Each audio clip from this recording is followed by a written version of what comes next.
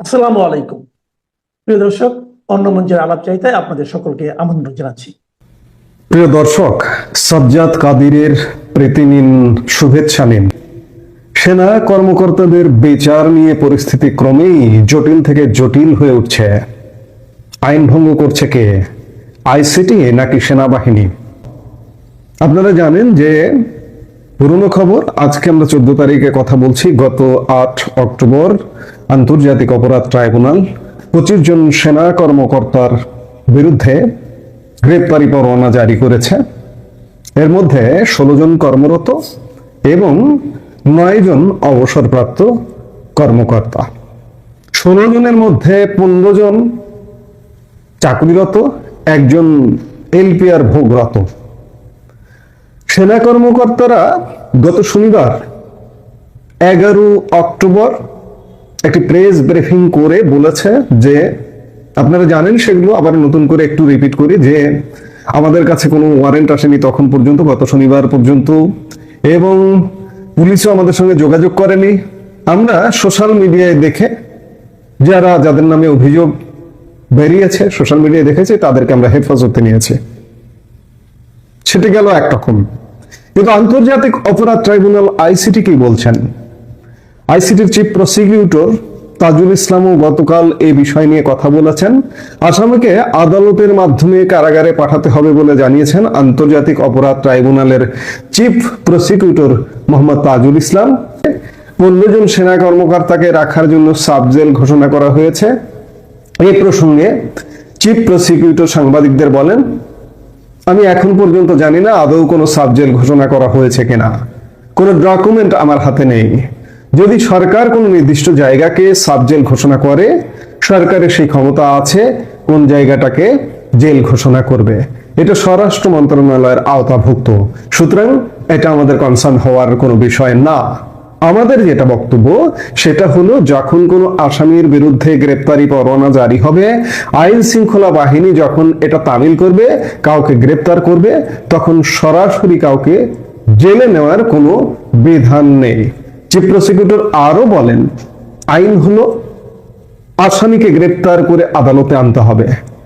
আদালতে আনার পর আদালত ফার্দার অর্ডার দিয়ে যদি বলে তাকে কারাগারে পাঠাতে হবে, তখন কারাগার বলতে সেটা কেন্দ্রীয় কারাগার হতে পারে, সেটা জাতীয় সংসদ ভবনের ভেতরে হতে পারে, এমপি হোস্টেলের ভেতরে হতে পারে, বা অন্য কোনো জায়গাকেও যদি সরকার কারাগার ঘোষণা করে সেখানে পাঠানো যেতে পারে। সেটা জেল বা কারাগার হিসেবে গণ্য হবে। কিন্তু কোনো জায়গায় করা হচ্ছে এটা প্রসিকিউশন বা তদন্ত সংস্থার বিবেচ্য বিষয় না। অর্থাৎ তাজুল ইসলামের বক্তব্যে এটি স্পষ্ট যে আসামিকে গ্রেপ্তার করবে পুলিশ, গ্রেপ্তার করে 24 ঘন্টার মধ্যে, এবং ম্যান্ডেটরি হাজির করতে হবে আদালতে। আদালত পরবর্তী নির্দেশ দেবে যে তাকে জামিন দিয়ে ছেড়ে দেবে নাকি কারাগারে পাঠাবে। কিন্তু আপনারা খেয়াল করুন যে গত 11 তারিখের সেনাবাহিনীর press briefing a major general Hakimuzzaman যে বক্তব্য দিয়েছেন, তাতে বলা হয়েছে যে তারা 8 তারিখেই হেফাজতে নিয়েছেন। একবার বলেছেন সংযুক্ত করেছেন। তাহলে এখন পর্যন্ত সেনা কর্মকর্তারা গ্রেপ্তার হননি, যেহেতু পুলিশ গ্রেপ্তার করেনি। কারণ সেনা হেফাজত তো গ্রেপ্তার নয়। এখন আইন লঙ্ঘন করছে কে? পুলিশ কেন গ্রেপ্তার করতে পারছে না? এইখানেই প্রশ্ন। আমি প্রশ্ন তুলেছিলাম যে সেনা কর্মকর্তাদের কে গ্রেপ্তার করবে? পুলিশ গ্রেপ্তার করতে পারেনি এখন পর্যন্ত। এখন প্রশ্ন হচ্ছে যে আইন আসলে কে লঙ্ঘন করছে?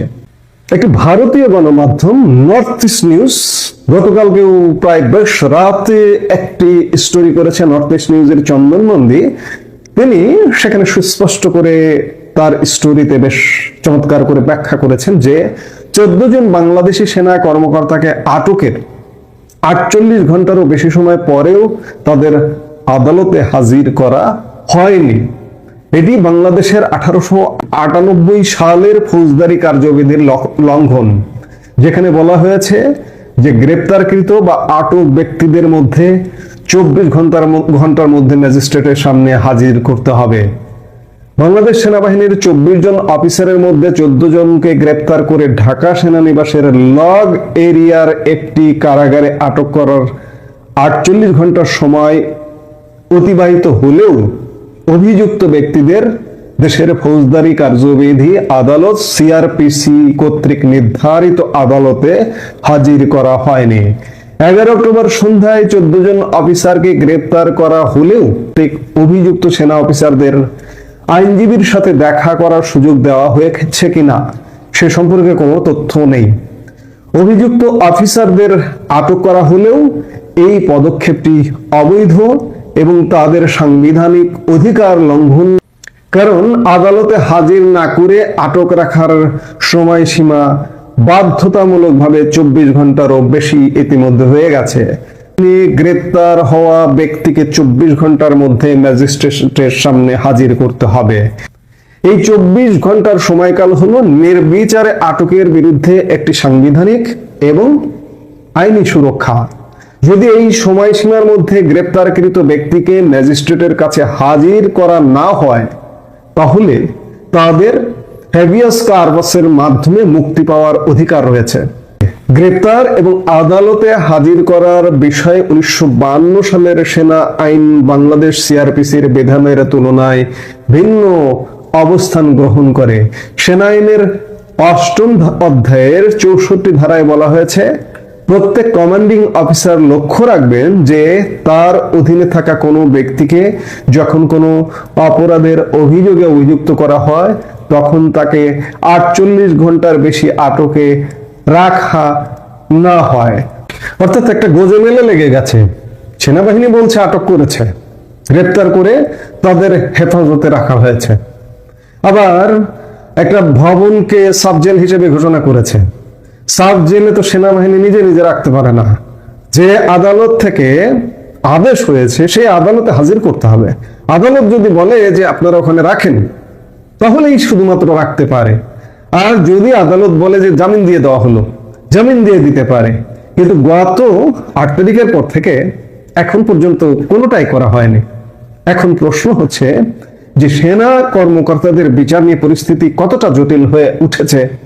আপনারা শুরু থেকেই 8 তারিখের পর থেকেই শুনে আসছেন যে সেনাবাহিনী ক্যান্টনমেন্ট দ্বিধা বিভক্ত এই বিচারটিকে কেন্দ্র করে।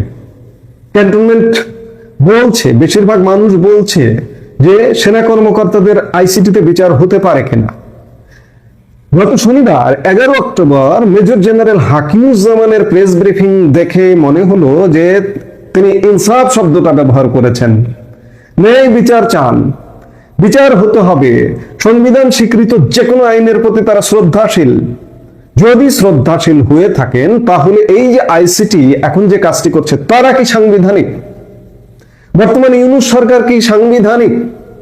আপনি সেনাবাহিনী যদি আইসিটিকে সাংবিধানিক হিসেবে স্বীকৃতি দেন, ইউনূস সরকারকে যদি সাংবিধানিক হিসেবে স্বীকৃতি দেন, তাহলে আপনি যাদেরকে হেফাজতে নিলেন তাদেরকে 48 ঘন্টার মধ্যে আদালতে হাজির করা উচিত ছিল, পুলিশের কাছে সোপর্দ করা উচিত ছিল, কিন্তু আপনারা সেটা করেননি।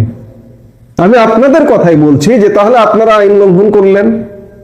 আপনারা বলছেন সংবিধান স্বীকৃত আইন। এই আইসিটি, আজকের যে আইসিটি, এটির জন্ম সবাই জানে যে 71-এর মানবতা বিরোধী অপরাধীদের শাস্তির জন্য জন্ম হয়েছিল। কিন্তু এই যে নতুন বাংলাদেশে সাম্প্রতিক সময় এটিকে ঘুরিয়ে দেওয়া হয়েছে এবং এটি সাংবিধানিকভাবে স্বীকৃত। আপনি কিভাবে বলবেন সংবিধান আইন প্রণয়ন করে সংসদ? এখন সংসদ আছে? এখন যেগুলো করা হচ্ছে সবকিছু অধ্যাদেশের মাধ্যমে করা হচ্ছে। সাম্প্রতিক সময়ে আন্তর্জাতিক অপরাধ ট্রাইব্যুনাল আইনেও গত 6 অক্টোবর একটি সংশোধনী আনা হয়েছে। সংবিধান স্বীকৃত কিনা এই প্রশ্নটা অধ্যাদেশ দিয়ে করা হচ্ছে এগুলো। তো কাজেই আইনকে লঙ্ঘন করছেন। আপনি বলছেন যে আপনি বিচার চান, আইসিটির প্রতি আস্থাশীল, কিন্তু আইসিটি আইন অনুযায়ী আপনারা সোপর্দ করছেন না। আবার আইসিটি যদি অবৈধ হয়, ডক্টর ইউনূস যদি অবৈধ হয়, সে বিষয়ে আপনারা ব্যবস্থা নিন। সেনাবাহিনী আপনাদের দ্বারাই তো আজকের সরকার গঠিত হয়েছে 2024 সালের 8ই আগস্ট। সেটি কি সাংবিধানিক ভাবে হয়েছে? সংবিধানের 106 অনুযায়ী সরকার গঠিত হয়ে এত কিছু করতে পারে, নীতি নির্ধারণিত কাজ করতে পারে? সংবিধানের 106 অনুযায়ী সুপ্রিম কোর্টের উপদেশ, সেই উপদেশ নিয়েও বিলিয়ন ডলারের প্রশ্ন আছে। আদৌ চিফ জাস্টিসের নেতৃত্বে তৎকালীন আপিল বিভাগ উপদেশ দিয়েছে কিনা সেনাবাহিনী আপনারাই বলতে পারবেন, কারণ চিফ জাস্টিস সহ আপিল বিভাগের একাধিক বিচারপতি আপনাদের হেফাজতেই, আপনাদের আয়ত্তেই ছিলেন তারা, সেখান থেকে তারা দিয়েছেন কিনা এটিও আপনারা বলতে পারবেন। এবং ধরে নিলাম যদি দিয়েও দেয়, তাহলে এই 106 অন্তর্বর্তীকালীন সরকার একজনকে বিচার করতে পারে কিনা, রাজনৈতিক দলকে নিষিদ্ধ করতে পারে কিনা, আবার বন্দর বিদেশিদের লিজ দিয়ে দিতে পারে কিনা, এই প্রশ্নগুলো এসে যায়। এই প্রশ্নগুলো শুধু আমার মতো সাধারণ মানুষের মনে নয়, নিশ্চয়ই সেনা কর্মকর্তাদের এক বিশাল অংশের মধ্যেও আছে বলে সেনা কর্মকর্তাদের সেই অংশ থেকে বাধাপ্রাপ্ত হয়ে অভিযুক্ত সেনা কর্মকর্তাদেরকে আপনারা পুলিশে শপথ করা থেকে বিরত থাকছেন। Crystal clear. কাজেই পরিস্থিতি ক্রমেই জটিল হয়ে উঠছে। এগুলো নির্ধারণ করতে হবে যে ইউনূস সরকার আদৌ সঠিক সরকার কিনা, ইউনূস সরকারের যে কোর্ট, আন্তর্জাতিক অপরাধ ট্রাইব্যুনাল, এটি সঠিক বিচার করছে কিনা, আর যদি করে থাকে সেনাবাহিনী আপনারা সঠিকভাবে ভূমিকা পালন করছেন কিনা, আইসিটিতে আপনারা হস্তান্তর করছেন কিনা আপনাদের, সেই বিষয়গুলো খোলাসা করতে হবে। কারণ একটা দেশ জঙ্গলি আইন দিয়ে চলতে পারে না তো, আইন তার নিজস্ব গতিতে চলবে এবং প্রয়োজনে আইন সংশোধনেরও বিধান আছে, সংসদ আছে, প্রেসিডেন্টের অধ্যাদেশও আছে। কিন্তু আপনি ঘন্টায় ঘন্টায় অধ্যাদেশ জারি করিয়ে নেবেন প্রেসিডেন্টের কাছ থেকে, সেটি তো হতে পারে না। তাহলে তো এটি একটা কোনো সভ্য দেশ হলো না, একটি জঙ্গলি সমাজ, জঙ্গলি দেশ। আজকে এত বছর পরে, স্বাধীনতার 55 বছর পরে এসে ভাবতে হচ্ছে যে আমাদের আইনগুলো সঠিকভাবে চলছে কিনা, দেশ সঠিকভাবে চলছে কিনা, আমরা এই মুহূর্তে যার শাসনাধীন সেই শাসনটি বৈধ কিনা। এর প্রধান ভূমিকায় সেনাবাহিনী আপনাদেরকেই পরিষ্কার করতে হবে যে ডক্টর ইউনূস বৈধ কিনা, ডক্টর ইউনূসের এই কোর্ট, আন্তর্জাতিক অপরাধ ট্রাইব্যুনাল আপনাদের বিচার করতে পারে কিনা। যদি করতে পারে, আজও পর্যন্ত